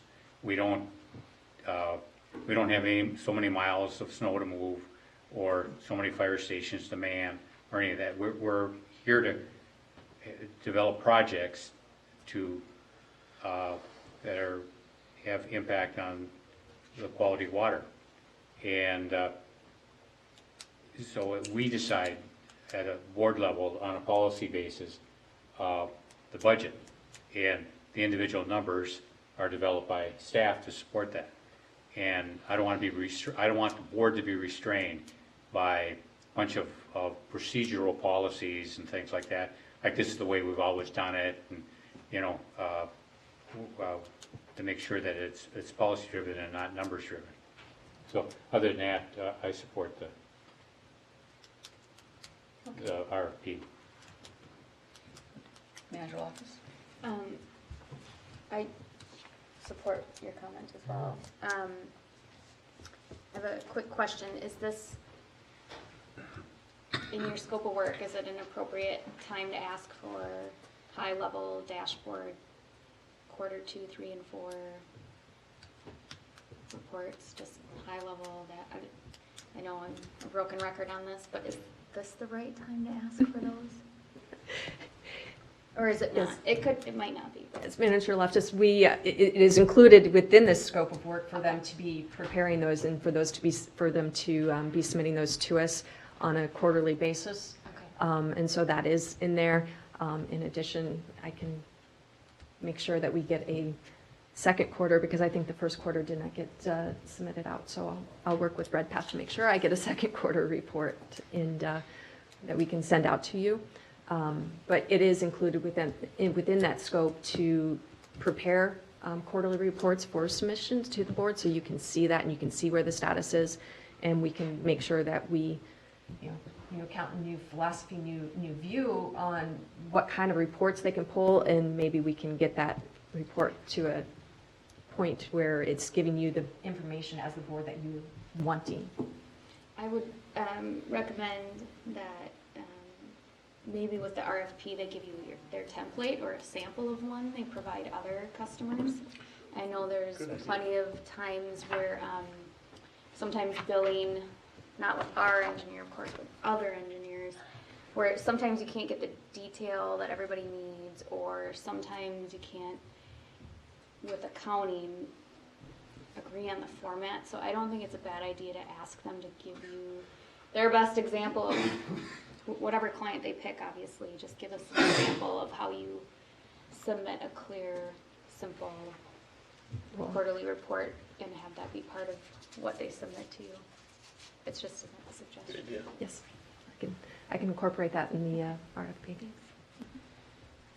Other questions? No, my last comment was just going to be thanks for, it sounded during your presentation like you kind of dove into the details of it by force or by choice, I don't know, but it seems like you have a pretty deep knowledge or detailed knowledge of our accounting, and as a newer employee, I appreciate that you've dug in and looked for efficiencies and understanding it, so thanks. I have a question about the requirement that, or the advantage in having someone with experience in watershed bookkeeping. How large a population is that? How many firms have that?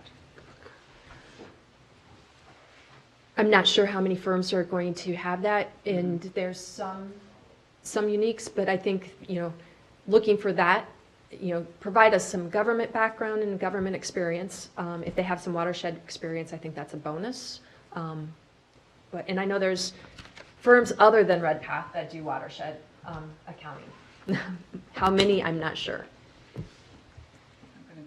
find the language. Nope, I can't. So it's a desirable perhaps, but not. What would be unique about watershed accounting?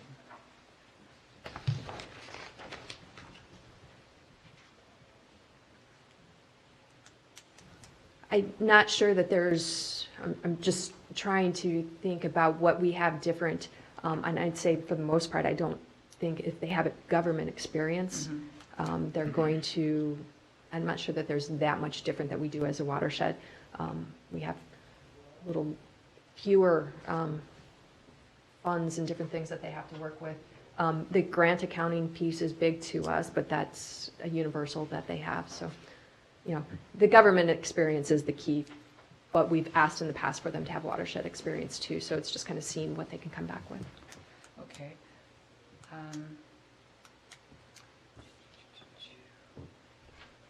Under number 6, other tasks in the contract tasks chart you've given us, it says respond to surveys and information requests. Is that really provide information to staff who will respond, to assist in responding? Or is it a direct response you're thinking about? Some of them they respond to currently. Red Path would respond to some of these directly on our behalf. Typically, I'll get the information and then they submit it.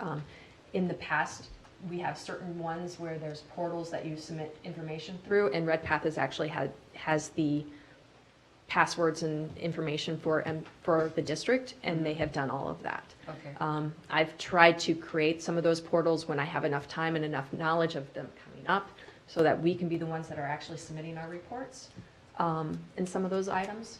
So it's kind of a little bit of a mixture. Okay, thank you. Does anyone else have questions? Those in favor, please say aye. Aye. Any opposed? Thank you. Thank you. Mr. Whiskey. It is time for the administrator's report, Mr. Whisker. 3 hours late, or relatively speaking. President White, managers, I've got, let's see, 2 or 3 items here. I think the first is just reminding everybody that next Thursday we do have a meeting. It's our annual retreat.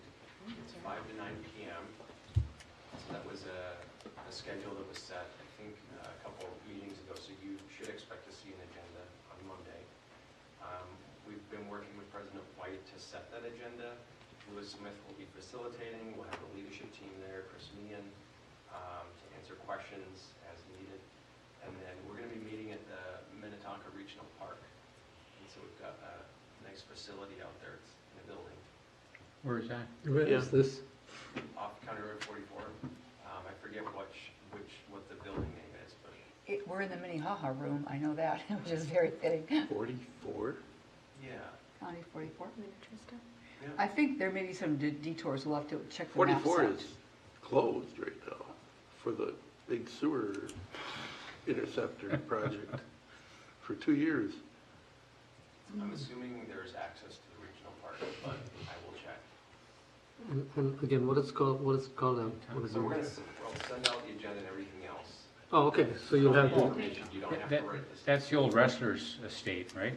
On Lake it's Minnetonka? a minute trust? The Gagne estate was one of the 3 properties acquired. Yeah, Yeah. it's Vern Gagne's house. Was his house, but getting to it could be. Isn't it just off 7th? Yeah. Yeah. Well, we've spoken with Three Rivers, and I'm assuming the regional park is still accessible. So we've got the place reserved. If it's not accessible, we'll be pivoting rather quickly, but Yeah, okay. It's not that far out. Maybe you should do a dry run out there. it's not halfway up. You take a right, And it's right there, yeah. So I'm assuming it's not closed all the way to Junction of 7, and they wouldn't have reserved They the wouldn't space. have let us have a room, that's right.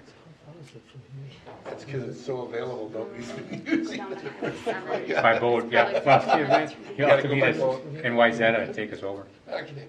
So for the retreat agenda, assuming we can get in the building, we're going to be covering, we'll kind of have 2 sessions is the way that we've framed the agenda with President White. First, we're going to discuss the current docket of strategic initiatives, and really we're just looking to smoke out other issues, concerns, questions that the board has about the status of various initiatives and how they're coming together. A lot of that work is coming forward, like Strategic Communications did tonight for board action.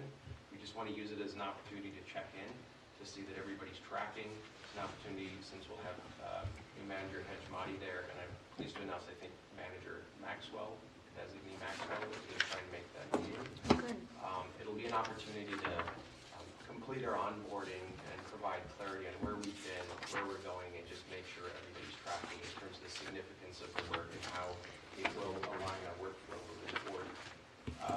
That'll be less than half the agenda. The second session, we're going to be polling the board on what are the emerging issues on the horizon in the next 2, 3, 5 years. What do you see coming down the pike?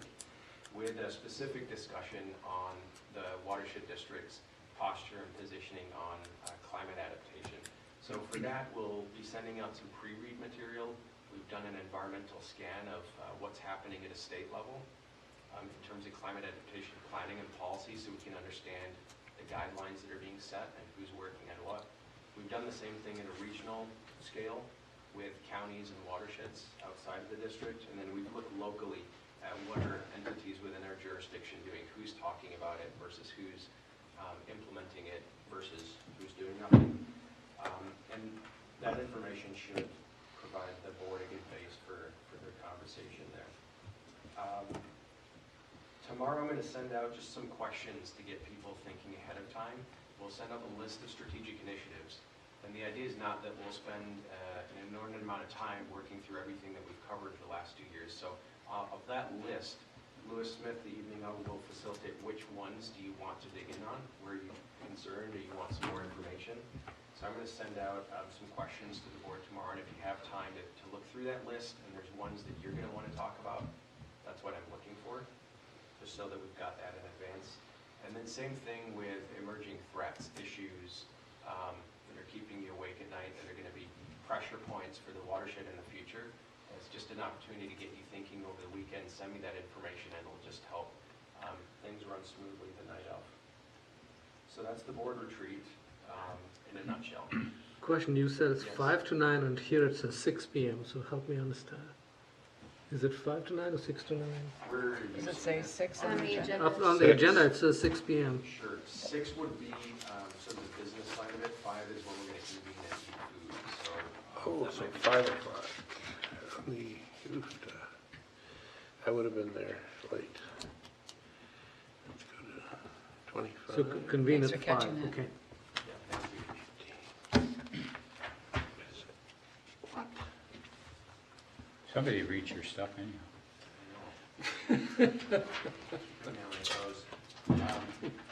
There's not any other questions on that. We don't need to change facility or time or agenda. I'll move on. I think those are the 3 important things. So water level update for everybody really quickly. The LMCD yesterday terminated the high water declaration. Today's readings are on 929.8. So we're about 2 inches below the spillway, about 5.5 inches above ordinary high water. And we're gradually reducing dam discharge because the lake, we're seeing with the forecast of just the dry weather, the lake's steadily dropping, but yet flows in the creek are still really high because you've got all the wetlands discharging plus flow coming out of Grays Bay. Right now, the creek down at Hiawatha Avenue is still up at 310 CFS. So dropping the flow slightly, we'll still be drawing down the lake, but we're going to provide some relief with this dry weather we're getting in the creek. And we've got minimal rain in the forecast. So ideally, we'll be getting late next week towards 929.6, which means we can continue to drop dam discharge and the lake's going to be getting into a more manageable zone. That'll provide, the relief that we're going to provide in the creek will help Lake Nokomis. They've opened the weir now, the park board has. Today's reading's 816.1, which is 8.5 inches above OHW. So managing the creek and allowing that weir open is going to help them manage the lake level downstream.